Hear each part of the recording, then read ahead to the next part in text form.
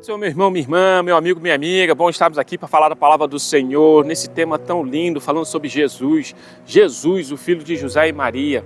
Podemos retratar um pouquinho aqui sobre tudo aquilo que Jesus vivenciou na sua vida, toda a sua humanidade. E hoje eu quero finalizar então falando sobre Jesus no Getsêmani. Sim, Getsêmani era um jardim que estava ali no pé do Monte das Oliveiras. E Jesus então, ao final ali, ele vendo que estava chegando a hora da sua crucificação, Jesus demonstra a sua humanidade.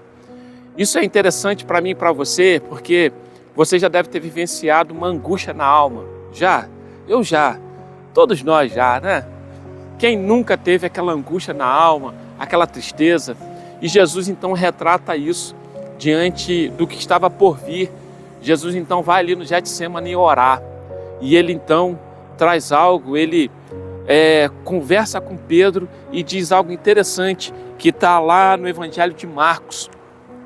Marcos, capítulo 14, versículo 34, quando Jesus chega ali no Getsêmani, ele diz assim para Pedro, e lhes disse, a minha alma está profundamente triste até a morte, ficai aqui e vigiai. Jesus diz para Pedro, eu estou com a alma angustiada, vamos orar. Eu preciso orar, eu preciso solicitar ao Pai que venha por mim nesse momento de angústia.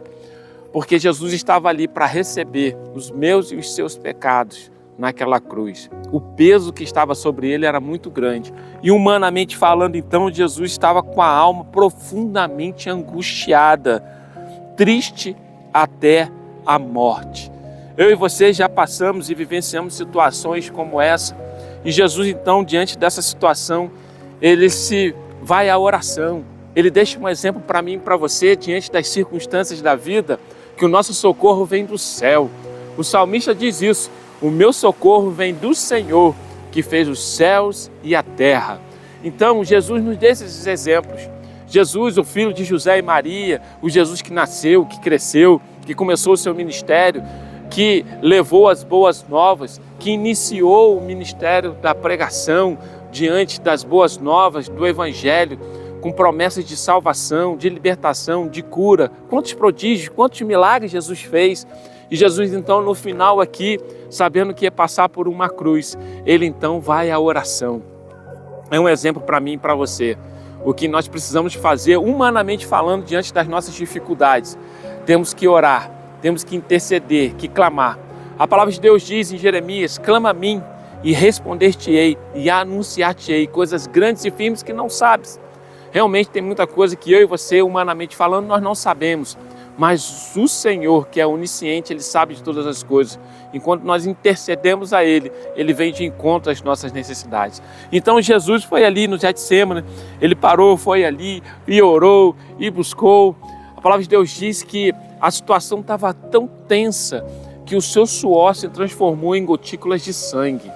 Uma vez eu estava vendo sobre isso e realmente os cientistas constataram que isso pode acontecer quando a pessoa chega num nível de tensão, num nível de adrenalina tão forte, tão grande, que realmente o sangue pode passar pelos poros da pele. Cientificamente isso é provado.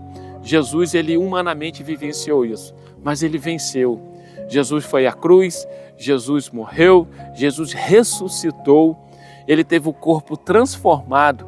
Humanamente falando, o Jesus então constituiu novamente aquela glória, aquele resplendor com aquele corpo transformado, mas ele permaneceu com as marcas na mão daquilo que ele fez por mim e por você.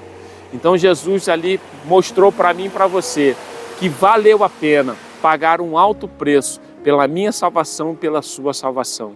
O que eu tenho que fazer hoje? O que você tem que fazer hoje? Reconhecer Jesus como o único e suficiente Salvador, entendendo que Ele veio até aqui essa terra para cumprir uma missão, mas para demonstrar para mim e para você que Ele venceu e eu e você também podemos vencer.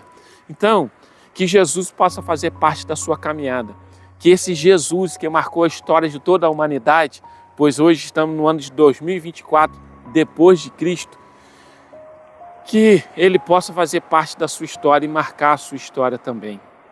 É a minha oração nesse momento, que Jesus seja tudo na sua vida. Vamos orar? Senhor, muito obrigado, Pai, por tudo que o Senhor fez por mim e por toda a humanidade, Senhor.